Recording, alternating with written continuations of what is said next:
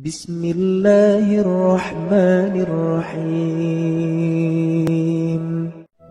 Bapak Ibu yang Allah, satu kali Nabi SAW ditanya mengenai man khairun nas. Di riwayat lain, man awliyaullah. Siapakah manusia terbaik? Siapakah wali-wali Allah? Apa kata Nabi? Yang orang-orang yang jika engkau pandang mereka, memandangnya membuat kita teringat Allah Subhanahu wa taala. Berkumpul dengan mereka, berkalam-kalam dengan mereka, membuat hati kita terarah menuju Allah Subhanahu wa taala. Maka dikatakan dalam kitab ini, Imam Az-Zarruq, Imam Ibnu Ajibah, apa kata beliau ketika menjelaskan kalimat hikam? Was-suhbah fit tariq amrun kabir. Berguru itu dalam menjalani atau menempuh jalan kepada Allah itu amrun kabir, adalah perkara yang sangat penting. Kita kenapa pilih anak untuk masuk sekolah A, sekolah B, padahal kurikulumnya sama? Karena kiainya, karena gurunya, karena ustadznya. Benar nggak? Kita mau bayar mahal cuma karena di sini ada sistem yang bagus, gurunya disiplin. Untuk anak, untuk kesuksesan dunia kita begitu Pak. Untuk akhirat begitu enggak? Ya, tepat enggak berguru? Inilah makna dari kalam beliau. Oleh karena itu muncullah suatu kalimat dari Abu Yazid Al-Bustami. Ini bukan hadis ya. Ini kalam ulama salafus saleh, wafat 261 Hijriah, sezaman dengan Imam Muslim. Man la syaikha lahu fa syaikhuhu syaitan. Yang tidak punya guru mursyid, maka gurunya adalah syaitan. Nanti was-wasnya yang lain. Nah, itulah yang terjadi pada orang-orang, baik dia orang-orang spiritualis ataupun pergerakan. Kita udah punya pergerakan nih harakah, tapi nggak punya murabbi rohani. Punya murabbi, tapi murabbinya pun tidak punya murabbi. Nggak nyambung kepada Rasulullah SAW. Apa yang terjadi? Ya siap-siap saja. Was-was yang muncul adalah was-was syaitan. Dikira itu dari Allah, dikira dari Nabi, padahal dari syaitan. Kita sudah membahas di kitab Ar-Risalah Al-Qushairiyah. Setiap hari ada khatir, ada lintasan masuk ke dalam diri. Ada berapa banyak lintasan masuk ke dalam diri kita? Nah, ini belum saya sebutkan di Risalah Qushairiyah. Dalam kitab Imam Al-Qattani disebutkan dalam kitabnya Khabi'atul Qaul. Jadi perbendaharaan alam. Setiap hari ada lintasan masuk ke dalam kalbu kita sebanyak 70.000. Lewat aja. Kadang masuk dengan sebab nonton TV, dengerin pengajian, melihat tetangga, melihat ada orang tengkar, melihat ada orang yang mesra, melihat ada orang maksiat, melihat ada orang taat, itu muncul 70.000. Sedangkan jam kita cuma 24 jam. Tinggal dihitung Pak berapa detiknya. 70.000 masuk setiap hari. Kalau itu tidak dibarengi dengan cahaya kalbu, maka lintasan ini belum tentu dari Allah. Jika lintasan itu dari Allah, ciri-cirinya bertambah ma'rifatnya kepada Allah. Dia mengenal Allah lebih banyak. Nomor 2, jika itu berisi perintah kebaikan, maka dia dari malaikat. Jika itu bersumber dari diri kita, biasanya tumbuh syahwat. Jika bersumber dari syaitan, dari iblis, maka yang terjadi apa? Bertambah syak dan was-was, bertambah sombong. Ah, ini tadi saya cerita tentang Nabi Adam. Nabi Adam yang goda siapa? Bukan setan Pak, langsung engkongnya. Siapa? Iblis. Namanya siapa tadi? Azazil. Bahasa Arabnya Harith. Tolong diingat. Setan ini setiap hari ngirim tentaranya sekitar 70.000 kepada orang-orang. Ini disebut bayangan-bayangannya atau tentara-tentaranya. Di Quran disebut junud. Tentara Allah, tentara setan. Ada 2. Jadi si Azazil ini, Bapak harus tahu, Azazil ini dulu bertirakat di surga sampai dia dekat kepada Allah dan memandang Allah berkalam-kalam dengan Allah, maka si iblis punya ma'rifatullah. Hati-hati. Si iblis punya ilmu ma'rifat, Pak.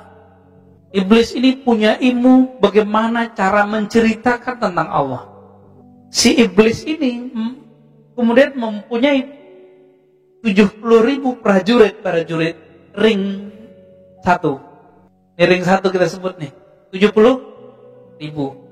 Ini ring 1 ini Bapak Ibu yang mengatakan Allah, jika Azazil tugasnya menggoda para nabi, maka ring 1 ini tugasnya apa ya?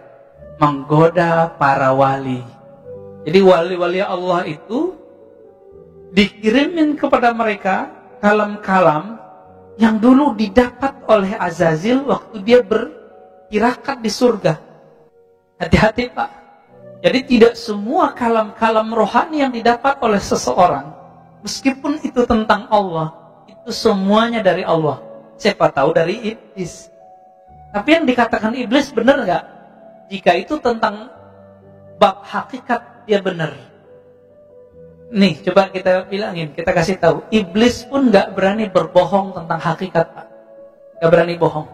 Jadi kalau dia cerita tentang keesaan Allah, keindahan Allah, itu dia nggak berani bohong.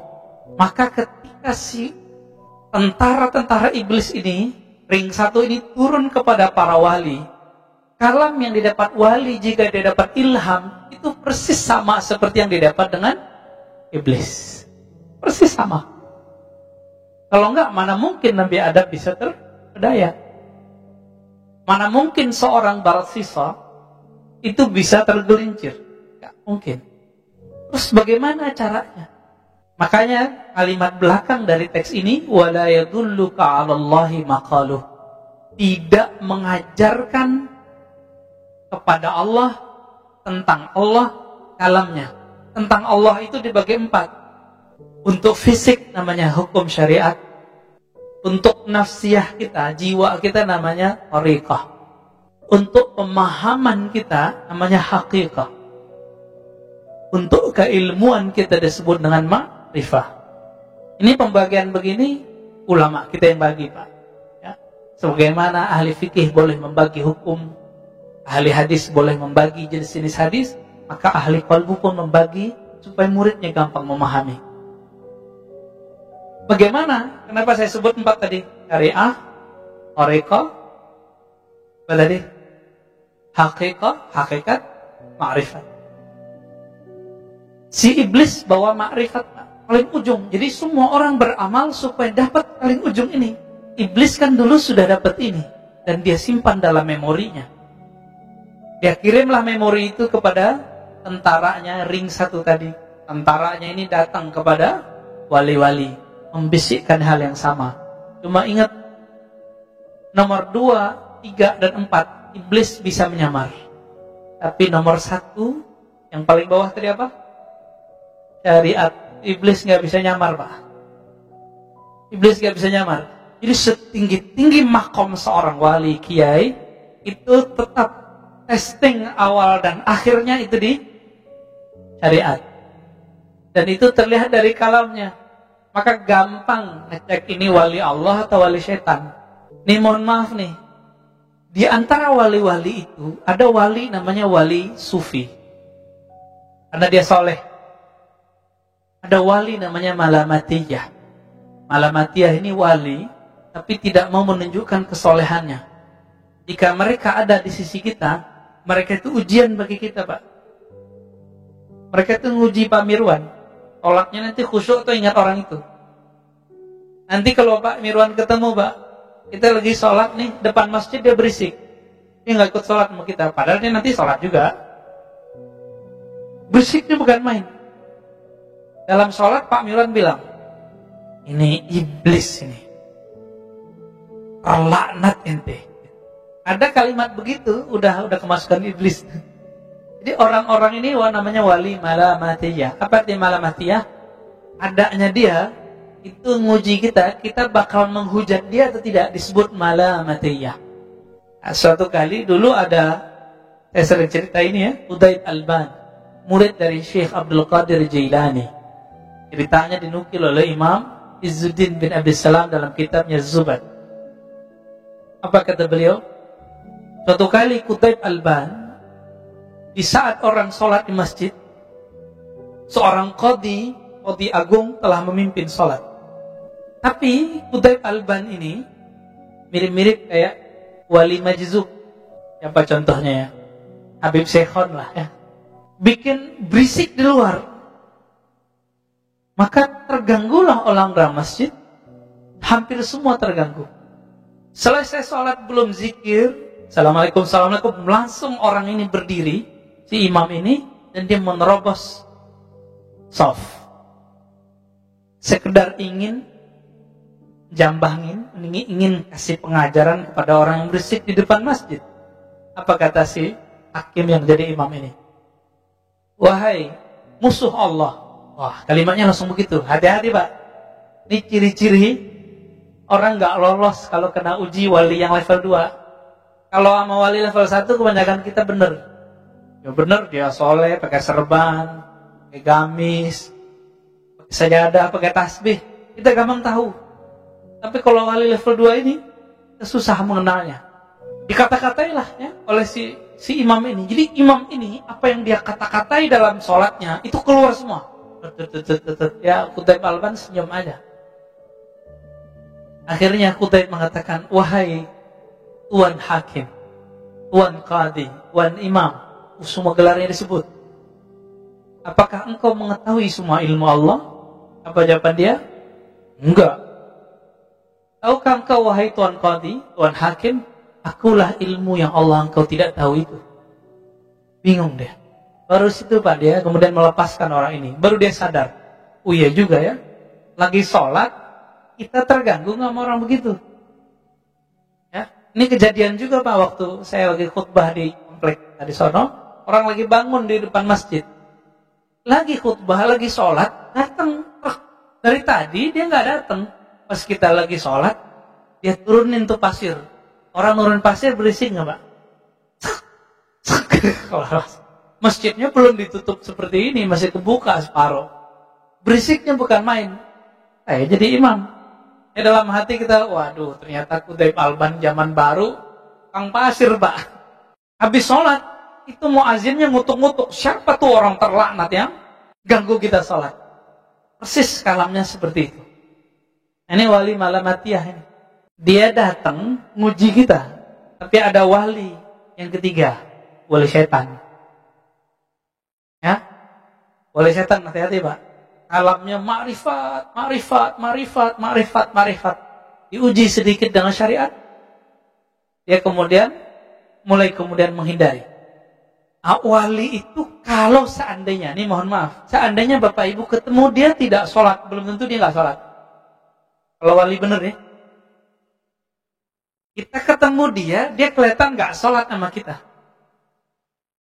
Itu belum tentu dia nggak sholat Pak. Gimana maksudnya? Ini seperti Qutaib Alban tadi. Masih ingat kisah Uwais Al-Qarni yang tidak sempat pergi haji, lalu semua bekalnya dia kasih ke temannya. Ketika temannya pulang, temannya mengatakan apa? Selamat ya ente haji mabrur. Jadi temannya menyaksikan bahwa dia tawaf di Masjidil Haram.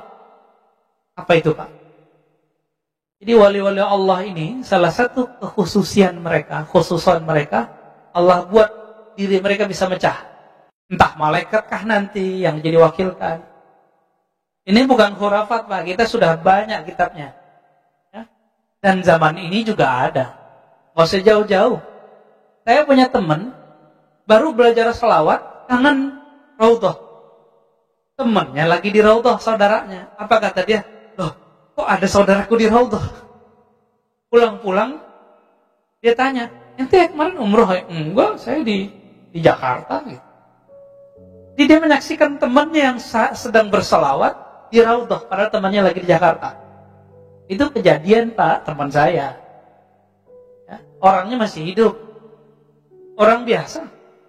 Apalagi wali Allah yang agung.